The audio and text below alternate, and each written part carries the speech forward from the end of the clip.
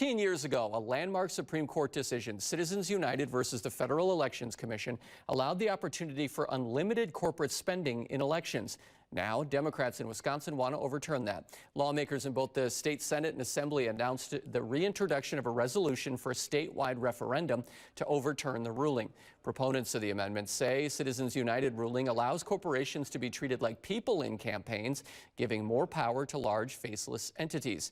They say this amendment would bring the power back to the people.